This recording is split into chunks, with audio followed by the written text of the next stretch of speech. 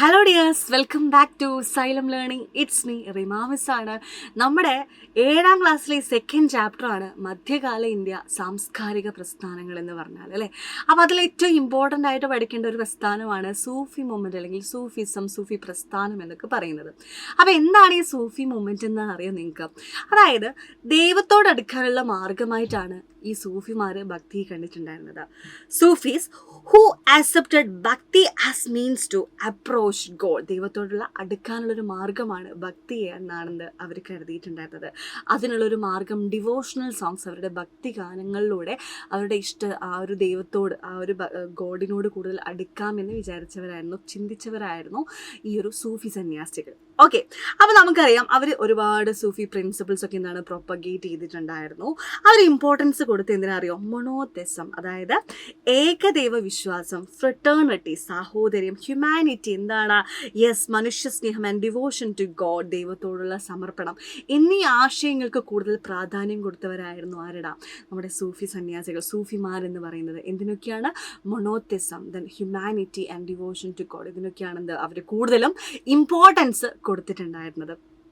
മറ്റൊന്ന്, സൂഫിസം എന്ന് പറയുന്നത് എന്താണ്? ഒരു ഇസ്ലാമിക് മൂവ്മെന്റ് ആണ് കേട്ടോ. അതൊരു എന്താണ്? ഇസ്ലാമിക ഭക്തി പ്രസ്ഥാനമാണ്. എവിടെയാണ്?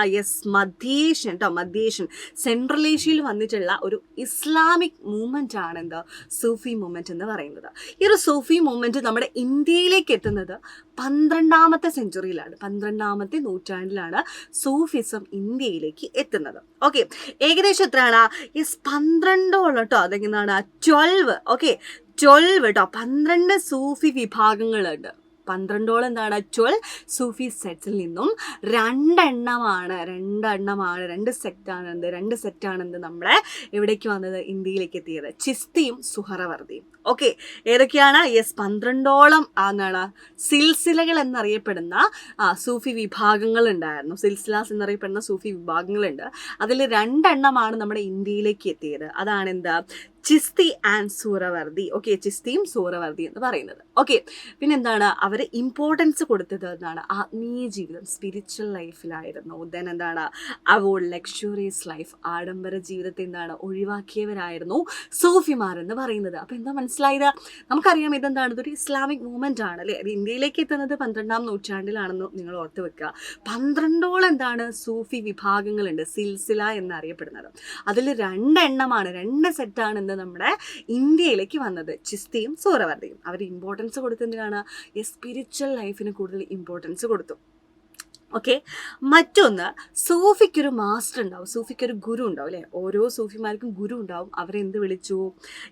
പിർ അല്ലെങ്കിൽ ഷെയ്ഖ് എന്നായിരുന്നു വിളിച്ചിട്ടുണ്ടായിരുന്നത്. മറ്റൊന്ന്, അദ്ദേഹത്തിൻ്റെ അനുയായികളെ, ഫോളോവേഴ്സിനെ, അതായത് ഇത് ഫോളോ ചെയ്യുന്ന ആളുകളുണ്ടാവില്ലേ, ഓരോന്നിനെ എന്താണ് നമ്മുടെ സൂഫിയും സുജാതയും സിനിമയിൽ എന്താണ് അയാൾക്കൊരു ഗുരു ഉണ്ട് അല്ലേ, നമ്മുടെ ഹീറോക്കൊരു ഗുരു ഉണ്ട്. അതാരായിരുന്നു? ഷെയ്ഖ്, പിർ അല്ലെങ്കിൽ ഷെയ്ഖ് എന്ന് പറയും. അനുയായികളെ, അദ്ദേഹത്തെ പിന്തുടരുന്ന ഫോളോവേഴ്സിനെ എന്ത് വിളിച്ചു? മുറീദുകൾ എന്ന് വിളിച്ചു. ദെൻ അവർ താമസിച്ചിരുന്നത് ഖാൻഗാഹിലായിരുന്നു. ഖാൻഗാഹുകൾ എന്നറിയപ്പെടുന്ന അവരുടെ താമസിച്ചിരുന്ന സ്ഥലമായിരുന്നു. ദെൻ അവരുടെ ഭക്തി ഗാനത്തെ എന്താ വിളിച്ചിരുന്നത്? ഖവാലി എന്നായിരുന്നു കേട്ടോ. ഖവാലി എന്നായിരുന്നു അവരുടെ ഭക്തി ഗാനങ്ങളെ വിളിച്ചിട്ടുണ്ടായിരുന്നത്. ഓക്കെ, കണ്ടോ, ഇതാണ് എന്ത്? സൂഫി ഗുരു ആണിത്. അവർ താമസിച്ചിരുന്നതാണ് ഖാൻഗാഹുകളാണിത്. അവരുടെ ഡിവോഷൻ സോങ് ആണെന്ത്?